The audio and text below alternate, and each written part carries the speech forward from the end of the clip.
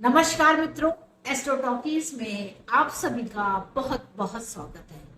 बड़ा ही महत्वपूर्ण समय चल रहा है। राजनीतिक उठापटक बहुत तेजी से चल रही है और ऐसा हो भी क्यों ना, क्योंकि ग्रहों की स्थिति ही कुछ ऐसी चल रही है कि जिसमें राजनीतिक उठापटक को देखने का हमें बिल्कुल प्रमाण भी मिलता है। तो यहाँ पर ग्रहों की कुछ ऐसी स्थिति है कि कुंभ राशि में शनि और मंगल चल रहे हैं, यानी कि एक दूसरे के बिल्कुल जो विरोधी तत्व हैं वह एक साथ काम कर रहे हैं कुंभ राशि में, यानी कि जनता की राशि में। तो देखिए, एक यह बड़ी ही महत्वपूर्ण बात है।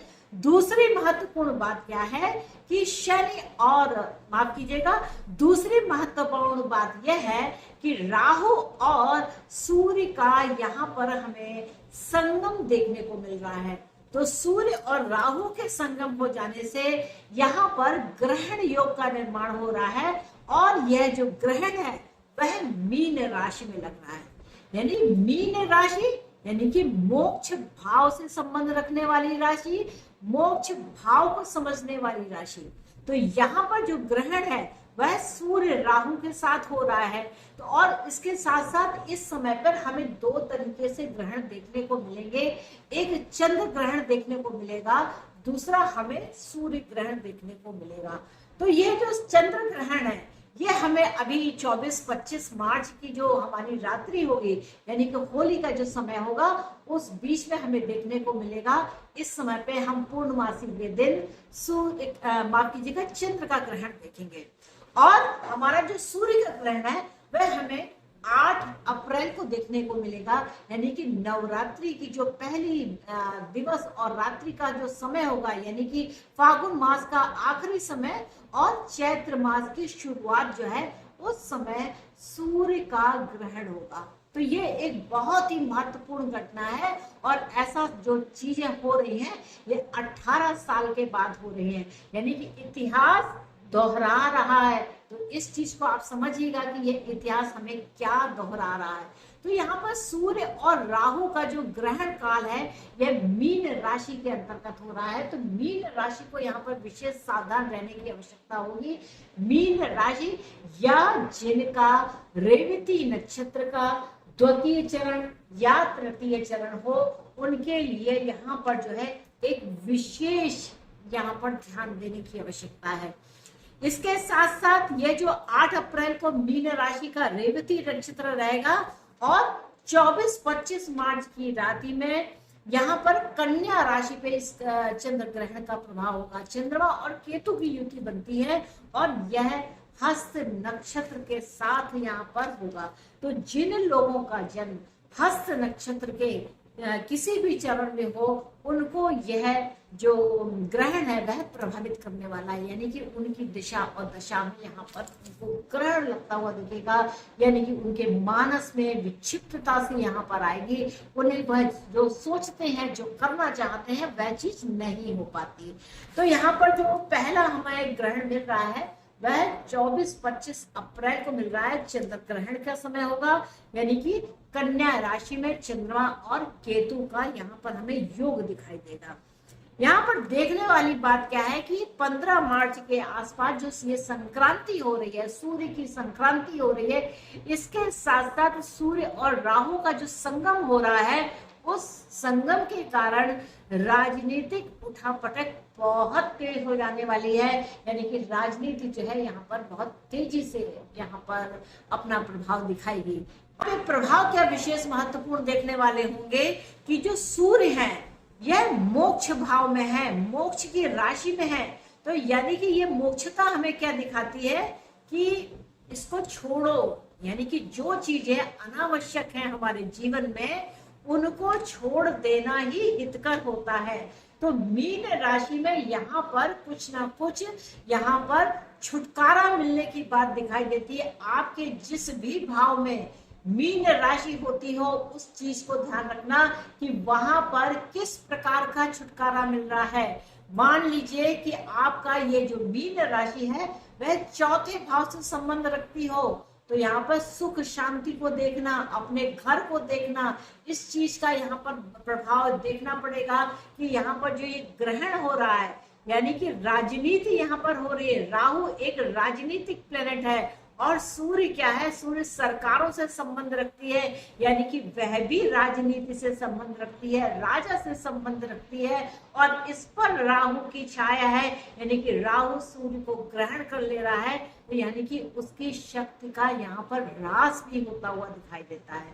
तो या तो राहु क्या करेगा, ऐसी चाल चलता है कि सूर्य के प्रकाश को या तो बहुत बढ़ा दे या उसको पूरा ढके, और जब ये ग्रहण होते हैं तब हम ये देख पाते हैं कि वह एक बार पूरी तरीके से आच्छादित हो जाता है, यानी कि पूर्ण अंधकार हो जाता है। तो इस बार जो हमारा सूर्य ग्रहण है वह 7.5 मिनट के लिए अंधकार को जाने वाला है, और यह प्रभाव अमेरिका में ज्यादा दिखेगा, यानी कि अमेरिका में रहने वाले लोग जान सकते हैं, उसको महसूस कर सकते हैं, उसको देख सकते हैं कि सूर्य किस प्रकार से राहु की छाया से आच्छादित हो जाएगा, और वहां पर 7.5 मिनट के लिए गुप्त अंधेरा सा हो जाएगा।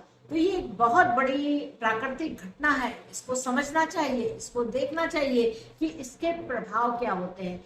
जब सूर्य को ग्रहण लग जाता है, यानी कि जो आपकी मेधा है, नेचुरल जो शक्ति है, उसमें भी ग्रहण लग जाता है, तो उससे आप जो अपना बेस्ट दे पाने वाले होते हैं वह नहीं दे पाते हैं। तो ये जो ग्रहण है ये मीन राशि पे अधिक हो रहा है, जिनका रेवती नक्षत्र से संबंध हो वहां पर यह ग्रहण उन्हें महसूस होगा, उन्हें दिखाई देगा, उन्हें फील आएगा कि हाँ मेरी लाइफ में इस जगह पर कुछ प्रॉब्लम्स हो गए। इसी तरीके से जो 24-25 मार्च को चंद्र का जो ग्रहण होने वाला है, वहां पर क्या चंद्रमा और केतु है और हस्त नक्षत्र का संबंध है। तो हस्त नक्षत्र का जिनका भी है, आपका कोई ग्रह हस्त नक्षत्र में हो, आपका कोई आपकी मान लीजिए नगर ही हस्त नक्षत्र की हो, तो वहां पर आप इस ग्रहण को महसूस करेंगे, आपके मानस को बहुत अधिक तकलीफ होने वाली है।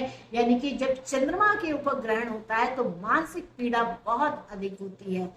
इस समय पे जो घटनाक्रम चल रहा है, जिस प्रकार से हम राजनीतिक उठापटक देख रहे हैं, उसमें बहुत से लोगों के लिए यह जो समय होगा यह विचलित कर देने वाला होगा। यानी कि चंद्रमा जहां भी जिस भी राजनीतिक पार्टी का या उसके सदस्य का संबंध किसी भी ग्रह से हस्त नक्षत्र से या रेवती नक्षत्र से आएगा, तो वहां पर उसे समस्या का सामना करना पड़ेगा, और जब यह वह कर लेगा तो उसको आगे के 18 वर्ष तक उसका प्रभाव भी देखने को मिलेगा। यानी कि जिस राजनीतिक पार्टी, जिस राजनीतिक व्यक्तित्व के प्रति अगर उसका कोई भी ग्रह रेवती नक्षत्र या हस्त नक्षत्र से संबंध रखता है, तो उसको यह प्रभाव देखने को मिलेंगे, और वह इन प्रभावों से अछूता नहीं रहने वाला है। तो ये मोक्ष की राशि है, मोक्ष भाव से संबंध रखने वाली राशि है, तो यहाँ पर अनवांटेड चीज को छोड़ना ही हितकर होगा। तो यह जो एक समय है यह बड़े ही बदलाव का समय है, राजनीति में यह बहुत बड़ी उठापटक का समय है, बड़ी उथल पुथल का समय है। तो यहाँ पर आपको विशेष ध्यान रखना है, यानी कि कुंभ राशि यानी कि आम जनता को यहाँ पर विशेष ध्यान रखना होगा। हालांकि आम जनता के बीच भी शनि और मंगल की युति चल रही है, ये 18 मार्च को तो इसी प्रकार से है। और अगर हम डेट आगे देखें कि यह अप्रैल मास में क्या शनि कुंभ राशि में क्या स्थिति है, तो अप्रैल मास में भी शनि और मंगल इसी प्रकार से 18 अप्रैल तक चलेंगे।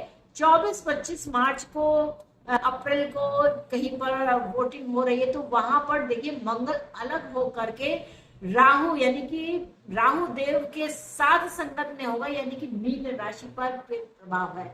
तो इस प्रकार यहाँ अगर देखा जाए तो जो मीन राशि है यहाँ पे कठोर चीजें दिखाई दे रही हैं।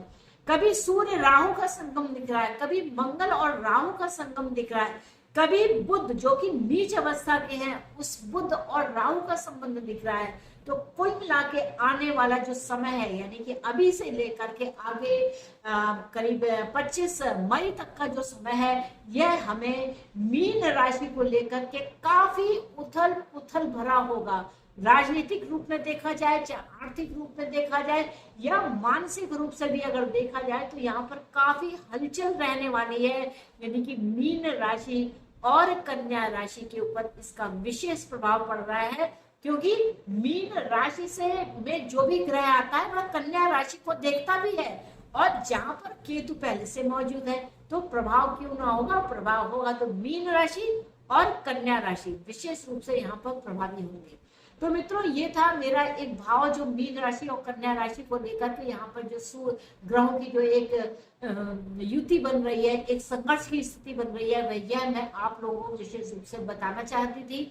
आशा करती हूँ कि आपको यह एपिसोड अच्छा लगा होगा, और आपने मेरे इस एपिसोड को अगर पसंद किया है तो कृपया चैनल को लाइक कीजिए, इसको शेयर कीजिए और सब्सक्राइब कीजिए। मिलते हैं नेक्स्ट एपिसोड में किसी और विषय के साथ। तब तक के लिए नमस्ते, और आपके लिए यह जो गोचर है वह शुभ हो, ऐसी मेरी भगवान से प्रार्थना।